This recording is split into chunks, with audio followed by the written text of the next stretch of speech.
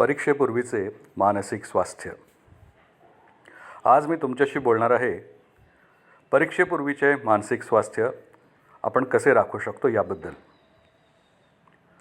तुम्ही जर विचार कराल तर तुमच्या लक्षात येईल की लहानपणी समजायला लागल्यापासून आत्तापर्यंत अनेक परीक्षा तुम्ही आयुष्यामध्ये दिलेल्या आहेत. मग ती बालवाडीची असो, पहिली, दुसरी, चौथी, पाचवीची असेल, आठवी, नववीची असेल, सगळ्यात मोठी बोर्डाची 10वीची परीक्षा असेल, 12वीची असेल किंवा कुठलीही परीक्षा असो, डिग्री असेल. परीक्षा देण्याची सवय फार जुनी आहे तुमची. परंतु जेव्हा ती पहिल्यांदाच तुमच्या आयुष्यात आली त्यावेळेला तुम्हाला परीक्षेबद्दल काही माहिती होतं का? तर तुमच्या असं लक्षात येईल की काही माहिती नव्हतं. तुमच्या पालकांनी, आईवडिलांनी, कोणी नातेवाईकांनी तुम्हाला बळजबरीने त्या शाळेच्या किंवा कॉलेजच्या किंवा ट्युशनच्या त्या सगळ्या पद्धतीमध्ये ओळख करून देण्यासाठी नेलं होतं. आणि मग तुमच्या लक्षात आलं की या सगळ्यामध्ये आपण जे काही समजून घेत आहोत त्याबद्दल काहीतरी विचारलं जातं आणि मग त्याचं उत्तर दिल्यानंतर आपल्याला पुढे जाता येतं. एकूणच शिक्षणामध्ये परीक्षेचं स्थान आपल्या मनावरती अतिशय लहानपणापासून बिंबवलेलं आहे. अशा वेळेला परीक्षा जेव्हा जवळ येते त्यावेळेला काही जरी झाले तरी प्रत्येक जगातल्या व्यक्तीला थोडंसं मानसिक स्वास्थ्य जे आहे ते वेगळ्या दिशेने प्रवास सुरू करू लागतं.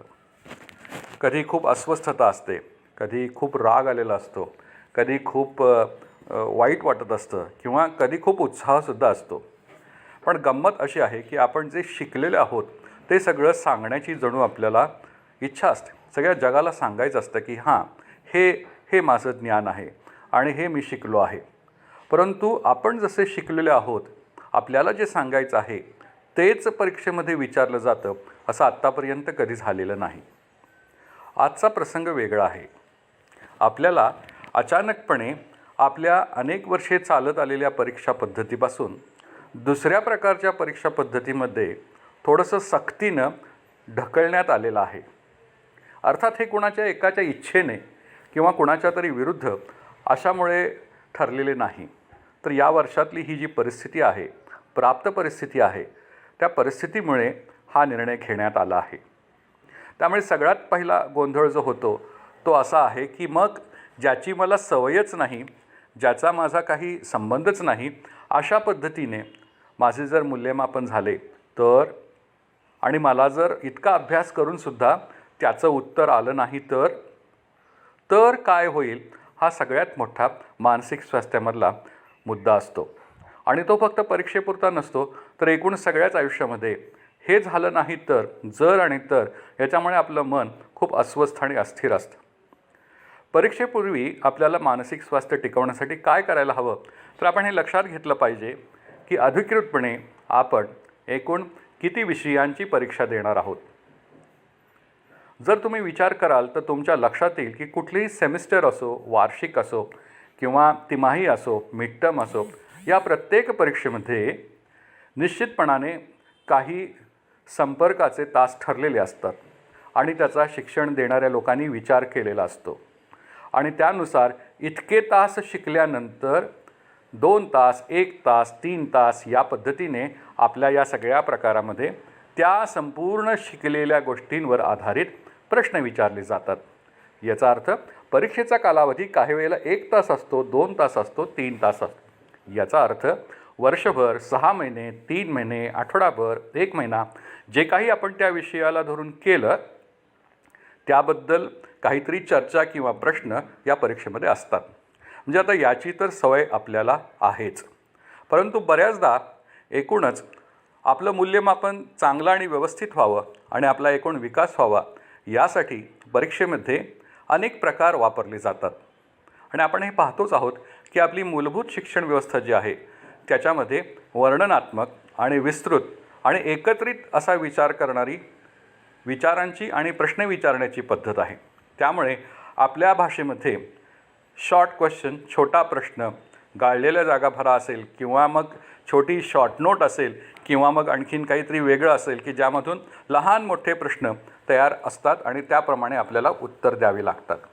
खरे तर एखादा विषय आपण लहान आणि मोठा प्रश्नांच्यामध्ये विभागला म्हणून त्याचं महत्त्व कमी होत नाही. पण परीक्षा पद्धतीची सोय म्हणून 1 तासाच्या परीक्षेला 2 तासाच्या परीक्षेला इतक्या मोठ्या विषयाचे तर्कानुसार तुकडे पाडले जातात आणि त्याच्यामधून मग असा शोधण्याचा प्रयत्न केला जातो की हां, या विषयातलं मर्म काय, या 3-4 गोष्टी, हे मर्म ह्या विद्यार्थ्याला कळले आहे की नाही.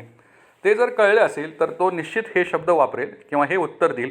हे उत्तर त्याने दिले तर याचा अर्थ तो अत्यंत गुणवान आहे. ही एक चांगली पद्धतही आहे आणि ही एक वाईट पद्धतही आहे. आज मुख्य जे काही आव्हान आपल्याला आहे ते हे आहे की आपल्याला वस्तुनिष्ठ प्रश्नांच्या पद्धतीने अभ्यास करायला हवा. आपली शिक्षण पद्धती एका विशिष्ट मार्गाने आपले मूल्यमापन करते आणि बाजारपेठ मात्र एका दुसऱ्या मूल्यमापन पद्धतीने आपल्याकडे बघते आहे. आपल्यापैकी बरेच जण MPSC, UPSC, बँकिंग, त्यानंतर कंपनी सेक्रेटरी आणि चार्टर्ड अकाउंटंट अशासारख्या अनेक परीक्षांसाठी तयारी करत असतात. किंवा आपण बऱ्याचदा वाचतो की अशा अनेक सक्सेस स्टोरीज आहेत की दिवसरात्र एक करून या मुलांनी असा काही अभ्यास केला आणि काहीच मदत फारशी न घेता, फार पुस्तकं, फार नोट्स न घेता एकदम त्याच्यामध्ये मोठी उडी घेतलेली आहे आणि ते संपूर्ण यशस्वी झालेले आहेत. हे सगळं बघितलं असता असं लक्षात येतं की नक्की असं काय करायला लागतं की ज्यामुळे परीक्षेची तयारी उत्तम होईल, मनाचे स्वास्थ्य उत्तम राहील आणि परीक्षेचा रिझल्ट म्हणजे निकालसुद्धा खूप मनासारखा येईल.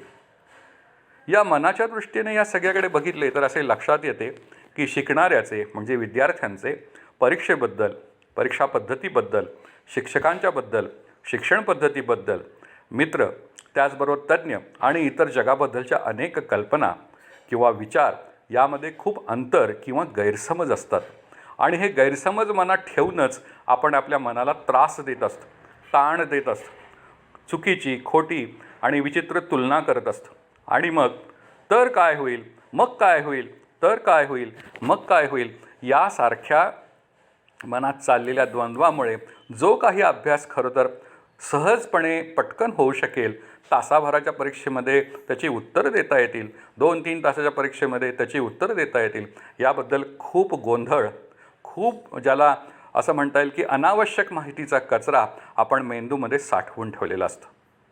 म्हणून परीक्षेपूर्वीचे मानसिक स्वास्थ्य जर मिळवायचं असेल तर सगळ्यात पहिली गोष्ट आपण ही केली पाहिजे की नको असणाऱ्या विचारांना आणि मनाच्या विचारांच्या गतीला आपण संयमानं रोखायला शिकलं पाहिजे. याचे अनेक असे प्रकार आहेत की ज्यामध्ये आपण आपल्या मनाची जी गती आहे ती गती आपल्या संयमाने अतिशय हळू आणि शांत करू शकतो. आपण जेव्हा शांत होतो, हळुवारपणे सगळ्या गोष्टीकडे बघायला लागतो, त्यावेळेला अर्थातच आपल्याला गोष्टी जास्त समजायला लागतात. यालाच आपण असं म्हणतो की आपले आकलन जास्त चांगल्या पद्धतीने होते. आकलन जेव्हा खूप चांगल्या पद्धतीने होते त्यावेळेला अर्थातच त्याचा जो काही आशय आहे, अर्थ आहे, तो आपल्या मनामध्ये खूप सुंदररित्या असा कायमचा राहायला येतो की केव्हाही आठवण निघाली तरी आपल्याला त्या गोष्टी तशा आठवतात. तज्ज्ञ असं सांगतात की या सगळ्या आपल्या परीक्षेच्या, अभ्यासाच्या किंवा विचार करण्याच्या प्रक्रियेमध्ये माणूस एखादी गोष्ट खूप मनापासून कधी करतो किंवा कधी सांगू शकतो, कधी व्यक्त होतो, तर त्याचा हा जो मानसिक अनुभव आहे या ह्याच्यामध्ये एकाग्रता अतिशय महत्त्वाची गोष्ट. त्यासाठी पहिल्यांदा अतिशय संपूर्ण असं लक्ष देणं जे आहे ते, त्यानंतर एक विशिष्ट दृष्टिकोन, दिशा आणि त्याचबरोबर या संपूर्ण अनुभवासाठी ज्याला आपण असं म्हणता येईल की एक सुंदर अशा प्रकारची स्मृती जर तयार झाली तर अर्थातच ती गोष्ट मनापासून लक्षात राहते, जी मी कधीही विसरत नाही. इंग्रजीमध्ये अटेन्शन, फोकस आणि हॅपी मेमरी किंवा प्लेझंट मेमरी असं याला म्हणतात. आपलं पूर्ण लक्ष असतं का हो? परीक्षेपूर्वीचे मानसिक स्वास्थ्य जर आपल्याला मिळवायचं असेल तर अनेक नको असलेल्या आणि फॉरवर्डचा कचरा भयंकर वेगाने आपल्या मोबाईलमध्ये ढकलणाऱ्या अनेक व्हॉट्सॲप ग्रुप आणि फेसबुक ग्रुपमधून आपण स्वतःला बाजूला घेतले पाहिजे. आपण काही दिवसाची सुट्टीच घेतली पाहिजे. मग ते व्यसन आहे का, ते वाईट आहे का, ते चांगलं आहे याची चर्चा करायलाच नको. याचं कारण माझ्या मनाचा थोडासा वेळ मला माझी एकाग्रता आणि माझा जो फोकस आहे, दृष्टिकोन आहे, दिशा आहे तिकडे वळवण्यासाठी याची खूप गरज आहे. तुम्ही विचार करा की तुमच्या मेंदूची क्षमता आणि त्यानुसार मनाची विचार करण्याची क्षमता काही विशिष्ट 100 किंवा 1000 विचार प्रति मिनिट अशी असेल पर मिनिट, आणि त्यामध्ये भयंकर वेगाने तुमच्या मोबाईलच्या मदतीने, इंटरनेटच्या मदतीने धडाधड हजारो लाखो विचार, चित्र तुमच्यासमोर येत असतील, तर अशा वेळेला तुमचा मेंदू बावचळून जातो. तुम्ही हुशार किती जरी असाल तरी मुंगीने एकदम पर्वताचे ओझे डोक्यावर उचलून मी वेगाने या टोकापासून त्या टोकापर्यंत पळत जाईन असे म्हणण्यासारखे आहे. त्यामुळे आपल्या मनाला हे ओळखता आले पाहिजे की आपल्या मनामध्ये अनावश्यक ते काय आहे. जे अनावश्यक आहे ते तात्पुरते का होईना बाजूला काढून ठेवण्यात जो यशस्वी होतो तो एकदमच यशस्वी होतो. अभ्यास कसा करावा हे आजकाल फार विशेष सांगावं लागते असे नाही, पण तरीही परीक्षा आली तरी मानसिक स्वास्थ्यामध्ये दुसरा मुद्दा येतो तो हा की मनाची अस्वस्थता शरीरावर उमटते आणि शरीरावर उमटल्यानंतर ताण वाढत जातो, गडबड वाढत जाते. साध्या साध्या नेहमी जमणाऱ्या अजिबात न चुकणाऱ्या गोष्टीसुद्धा आपण भारंभारपणे चुकत जातो आणि त्याचा फार मोठा आघात आपल्या आत्मविश्वासावरती होतो. तुम्ही जर एखादी 2 व्हीलर चालवायला शिकत असाल किंवा तुम्ही पोहायला शिकणार असाल किंवा तुम्ही सायकल जेव्हा पहिल्यांदा चालवायला शिकली तेव्हा तुमची काय अवस्था होती याचा थोडासा विचार करा. जेव्हा आपण एखादी गोष्ट पूर्ण नव्याने करतो त्यावेळेला दोन्ही प्रकारच्या भावना आपल्या मनात असतात. करण्याची इच्छा आणि उत्सुकता असते आणि त्याचबरोबर पडण्याची, धडपडण्याची किंवा चुकण्याची भीतीसुद्धा मनामध्ये असते. जर मी एखादा अनुभव घेत असताना शांत, स्वस्थ, एखाद्या चित्रपटामध्ये स्लो मोशनमध्ये दाखवतात तशा पद्धतीच्या कृती आणि व्यक्त होण्याची पद्धती स्वीकारली तर ह्या वेगाने चालणाऱ्या जगात एखाद्या स्लो मोशनने फिरणाऱ्या चेंडूसारखे किंवा सुपरमॅनसारखे मी माझ्या अभ्यासातल्या वेगवेगळ्या मुद्द्यांना स्पर्श करून अगदी मज्जेत अभ्यास करू शकतो. हा जो आपल्या विचारांच्या गतीचा मुद्दा आहे हा अत्यंत महत्त्वाचा आहे. विचारांची गती जवळपास नष्टच जेव्हा होते तेव्हाच कुठेतरी मन स्थिर होते. हे स्थिर करण्यासाठी खूप प्रयत्न जरी केला तरी मन इतके सोपे आणि सोप्या पद्धतीने आपल्या ताब्यात येऊ शकत नाही. आणि याचमुळे अर्थात आपल्याला आपल्या शरीरावरती वेगवेगळे होणारे आघात असोत किंवा परिणाम असोत यांचा अभ्यास आणि विचार माहीत असणे आवश्यक आहे. यासाठी आपण अतिशय नीटनेटकं राहणं, आपण अतिशय व्यवस्थित आपली भूक आणि तहान भागवणं आणि सगळ्यात महत्त्वाचं म्हणजे अत्यंत व्यवस्थितपणे झोप घेता येणं हे अत्यंत महत्त्वाचं कार्य आपण अतिशय व्यवस्थित करायला शिकलं पाहिजे. नेहमी परीक्षेचा अभ्यास करण्यापूर्वी कोणतेही वेळापत्रक जर आखायचं असेल तर माझा अतिशय आवडता मुद्दा हा आहे की मी आधी ठरवायला हवं की मी कधी झोपणार आहे, किती झोपणार आहे. हे मी ठरवायला हवं की मी काय खाणार आहे, कधी खाणार आहे आणि किती खाणार आहे. आणि आत्ता ह्या साथीच्या पूर्वी मी नेहमी वर्गातून सांगायचो की मला एखादा खूप राहून गेलेला सिनेमा बघायचा आहे, गाणं बघायचं आहे, पार्टीला जायचं आहे, मित्रांच्याकडे जायचं आहे, तर ते मी आधी ठरवतो. त्यामुळे एका दिवसामध्ये मी अमुक हे काम करणार आहे, मी इतका ते इतका वेळ झोपणार आहे, हा चित्रपट पाहणार आहे आणि हा पदार्थ खाणार आहे असं मी अगदी घट्ट ठरवायचं. आणि तसं एकदा ठरवून झालं की अर्थातच या सगळ्या प्रक्रियेमध्ये उरलेला सगळा जो माझा वेळ आहे तो मी अभ्यासासाठी दिला पाहिजे. आपण नेहमी उलटे करतो की आपण असे ठरवतो की दिवसाचे काही तुकडे पाडतो तास आणि मिनिटामध्ये आणि आपण असे म्हणतो की या वेळेत मी या विषयाचा अभ्यास करेन. मी म्हणतो आपण उलटं करूया, मी या वेळेत झोपेन, मी या वेळेत खाईन, या वेळेत सिनेमा बघेन, या वेळेत फोनवर मित्रांशी चॅट करेन आणि उरलेल्या सगळ्या वेळेमध्ये विचार मात्र माझ्या मनात त्या विषयाचा असला पाहिजे. असे लक्षात घ्या की एका वेळेला एकाच विषयाची परीक्षा घेतली जाते. असं अजून जगात कुठलीही यंत्रणा आली नाही की एका वेळेला अनेक विषयांची ज्याला म्हणता येईल की परीक्षा तुमची घेतली जाते आणि त्या सगळ्याचा विचार करून तुम्हाला मार्क दिले जातात. तशी घेता येणाऱ्याचा सुद्धा मेंदू आणि मन तेवढे स्ट्रॉंग असल्याशिवाय मला नाही वाटत की शिक्षण व्यवस्थेमध्ये एका वेळेला 8 विषयांची परीक्षा असं कोणी घेऊ शकेल. याचा अर्थ एकावेळी एक विषय, एकावेळी एक विचार, एकावेळी एक भावना, एकावेळी एक कृती अशा पद्धतीने मी माझ्या मनाला आणि शरीराला थोडे दिवस का होईना ट्रेन करण्याची गरज आहे. मग यासाठी अनावश्यक तो मनातला कचरा, अनावश्यक ते विचार, अनावश्यक त्या सगळ्या गोष्टी जेव्हा जेव्हा मी बाहेर फेकून देण्याचा निश्चयाने ठरवतो त्यावेळेला माझे मन मोकळे व्हायला लागते. आणि हे मोकळे मन जे आहे हे मोकळे मन मग त्या जागेमध्ये नवीन काहीतरी मागायला लागतं आणि हे जे काही नवीन मागत असतं त्यावेळेला आपण आपल्या परीक्षेविषयीचा विचार आणि त्या विषयासंबंधीचं साहित्य जवळ ठेवणं अत्यंत आवश्यक असतं. बऱ्याचदा परीक्षेपूर्वी अडचणी येते ती अशी की वाचायचं काय आणि कशामध्ये नेमकं कोणतं उत्तर दिलेलं आहे. तर जे खूप उशिरा अभ्यास करायला सुरुवात करतात त्यांचा हा फार मोठा कळीचा मुद्दा असतो आणि मग नाईलाजानं आपल्याला झेरॉक्स सेंटर आणि इंटरनेटकडे जायला लागतं. पण आपण हे विसरतो की ही सगळी एक यंत्रसामुग्री आहे, ही सगळी एक यंत्रणा आहे. गुगल किंवा झेरॉक्सचा विक्रेता परीक्षेला बसणार नाही, परीक्षेला तुम्ही आम्ही बसणार आहोत. त्यामुळे अर्थातच गुगल त्याचं काम करतं, झेरॉक्स सेंटरचा माणूस तुमच्या झेरॉक्सवरून पैसे मिळवतो आणि आपण मार्क किती मिळवतो असा विचार केला तर आपल्या लक्षात येतं की पुन्हा आपण दिशाहीन आणि एकाग्रता नसलेल्या अनेक माहितीच्या भोवती फेरे घालत जर अभ्यास करतो म्हणून स्वतःचं मोठं कौतुक करत असू तर ती आपली पहिली मोठी चूक आहे आणि त्या चुकीचं कुठेतरी वाईटही वाटत असतं, रागही येत असतो आणि वेळ कमी राहिलेला असतो, म्हणून आपलं मानसिक स्वास्थ्य जास्त घसरलेलं असतं. अशा वेळेला एक सोपा पर्याय असा आहे की तुमचे शिक्षक तुम्हाला आवडोत अथवा न आवडोत त्यांची अधिकृत जबाबदारी अशी असते की त्या विषयासाठी त्यांनी तुम्हाला मदत करावी. तर अशा तुमच्या शिक्षकांना तुम्ही संपर्क करून अतिशय नम्रपणाने आणि प्रेमाने विचारावं की आत्ता इतक्या वेळामध्ये मला असा अभ्यास करण्यासाठी तुम्ही मला काय सांगाल की ज्यामुळे माझा अभ्यास करणं अतिशय सोपं होईल. त्याचबरोबर तुमच्याबरोबर काही हुशार, काही ढ आणि काही खूप मज्जा करणारे असे असंख्य मित्रमैत्रिणी असतात. अशा आपल्या सर्व चांगल्या वाईट मित्रमैत्रिणींना तुम्ही जरूर विचारा की ह्या विषयाच्या संदर्भात माझं काम चालू आहे, मला थोडा अभ्यास करायचा आहे, तुम्ही तो कसा करता किंवा या संदर्भात कुठला रेफरन्स घेतल्यानंतर हे काम सोपं होईल.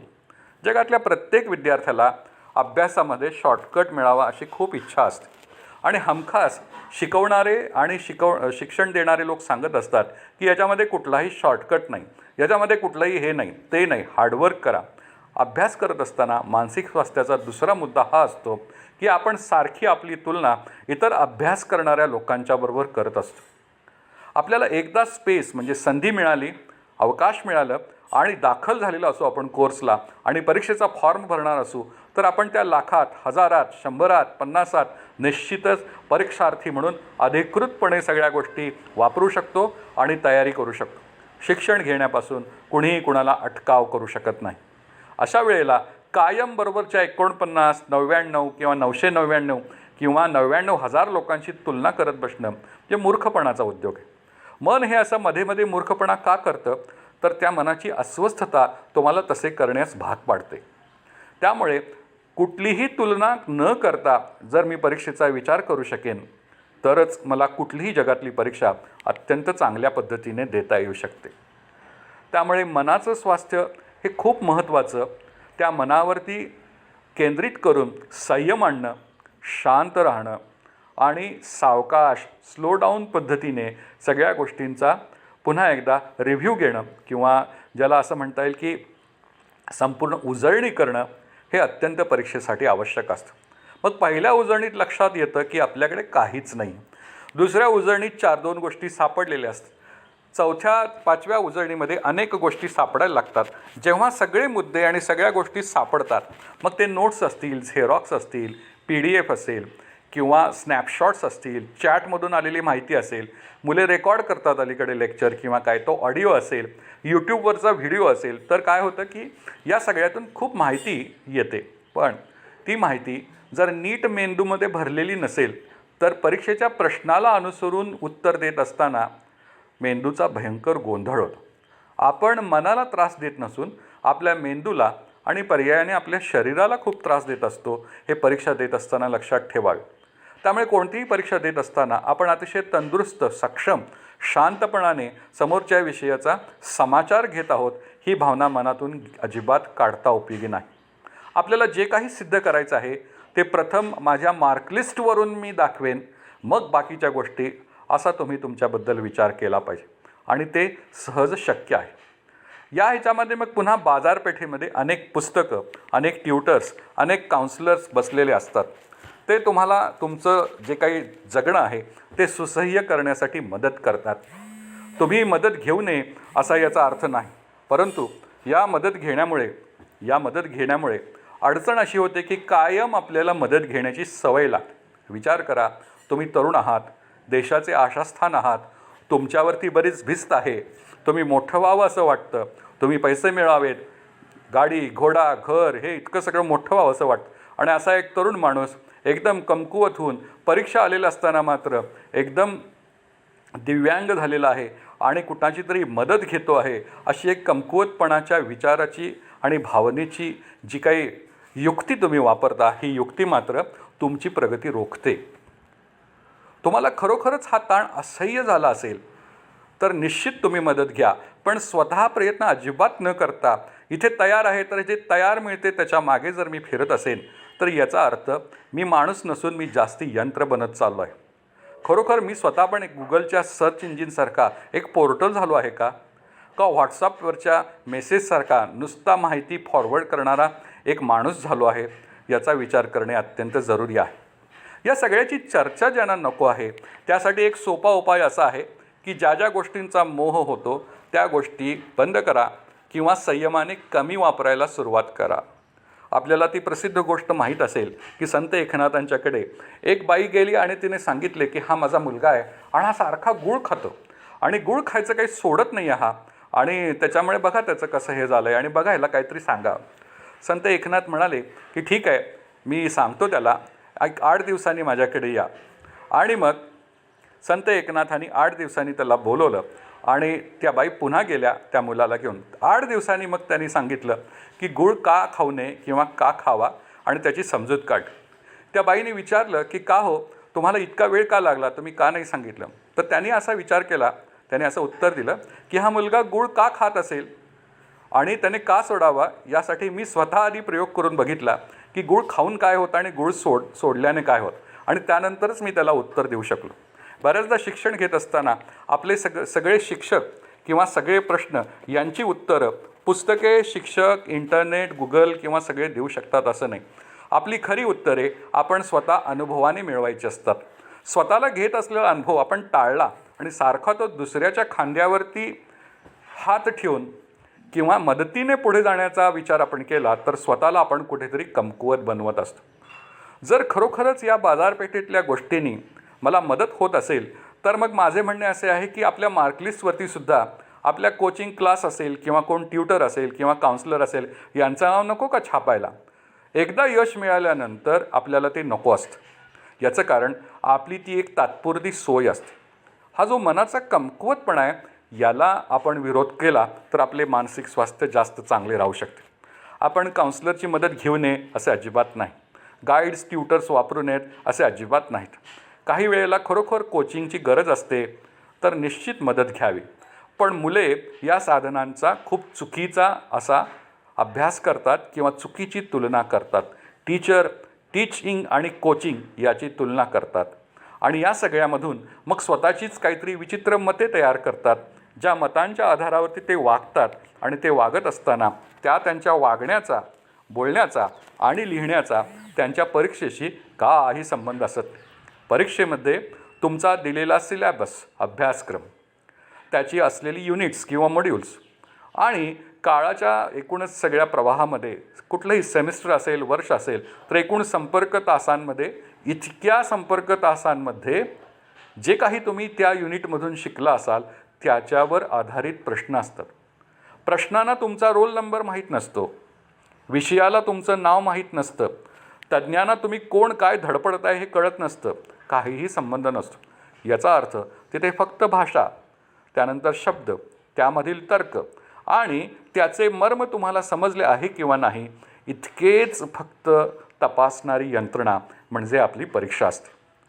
याबद्दल विस्तृतपणे सांगण्याचं कारण असं की हा खुलासा झाल्यानंतर कदाचित आत्ताच्या ह्या परिस्थितीमध्ये तुमचा मनाचा आणि तुमच्या भोवतीचा ताण कमी होईल असे मला वाटले आणि हे अत्यंत आवश्यक आहे असेही मला वाटले, म्हणून हे इतके मी तुम्हाला सांगितले. मग कोणी म्हणेल की मला इतकं नाही ऐकायचं, तुम्ही मला थोडक्यात सांगा की परीक्षेपूर्वीची मानसिक स्थिती कशी ठेवू. हा एकदम छान आहे, वा. मग तुम्ही आधी असे शोधून काढा की तुम्हाला एकूण विषय किती आहेत, दिवसाला तास किती आहेत, अंदाजे परीक्षा कधी होणार आहे, एकूण दिवस किती शिल्लक राहिलेले आहेत. मी सांगितल्याप्रमाणे ठरवा की काय खाणार, त्यानंतर किती वेळ झोपणार, कुठला सिनेमा बघणार, किती वेळ मित्रांशी बोलणार, हे आजच्या दिवसाचं मी मनाशी सकाळी उठल्यावर ठरवायचं. आणि मग उरलेल्या सगळ्या वेळेच्यामध्ये एकूण उपलब्ध असलेले दिवस आणि त्याला भागिले जे काही परीक्षेचे विषय आहेत ते, जो विषय मला सोपा वाटतो, ज्याला कमी वेळ लागतो अभ्यासाला, त्या विषयाचा वेळ थोडासा उसना घ्यायचा आणि जो विषय कठीण वाटतो, अवघड वाटतो, नापास होण्याची भीती वाटते, त्याला देत राहायचं.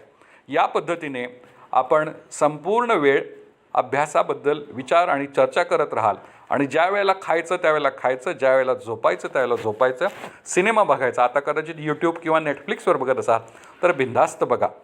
मी तर माझ्या शालेय आणि शैक्षणिक कारकिर्दीमध्ये परीक्षा आल्या की आधी भरपूर सिनेमे बघून घ्यायचो. खूप मस्त वाटतं, खूप फ्रेश वाटतं आणि त्यामुळे मनाला एक हुरूप आल्यानंतर संपूर्ण संयम येतो आणि अनावश्यक सगळ्या गोष्टी मनातून काढून टाकण्याच्यासाठी खूप चांगला फायदा त्याच्यामधून झालेला मला तरी आढळलेला आहे. बऱ्याच लोकांना खूप कष्ट करूनसुद्धा मार्क चांगले पडत नाहीत अशी भावना असते. त्याचंही कारण हेच आहे, आपले शिक्षणाबद्दलचे, शिक्षकांबद्दलचे, शिक्षण व्यवस्थेबद्दलचे, परीक्षा पद्धतीबद्दलचे विचार जे आहेत त्याची वस्तुनिष्ठ अशी समज किंवा आकलन तुम्हाला आम्हाला असणे अत्यंत आवश्यक आहे. असे एकदा वेळापत्रक तयार केल्यानंतर ही निश्चित गरज आहे की शरीर आणि मन एकत्रित काम केले पाहिजे. ही जी शरीर आणि मनाची एकात्मता आहे ही हलक्याशा व्यायामाने किंवा कमीत कमी प्राणायामाने येऊ शकते. यामध्ये सुद्धा बरेच लोक खूप कॉम्बिनेशन करायला बघतात. हे या पद्धतीचा व्यायाम, त्या पद्धतीचा आहार, या पद्धतीचं काहीतरी कृती किंवा वेगळ्या प्रकारचं जिमचं टेक्निक आणि त्या प्रकारचा आहार. तर परीक्षा चालू असताना शरीरावर प्रयोग अजिबात करू नयेत. खरे तर आपल्या घरातून आपल्याला ज्या प्रकारच्या अन्नाची सवय असते, ज्या प्रकारच्या विश्रांतीची सवय असते, या सगळ्यामध्ये एक प्रकारचं गणित बसलेलं असतं. ते आपल्या लहानपणापासून खूप चांगलं चाललेलं असतं.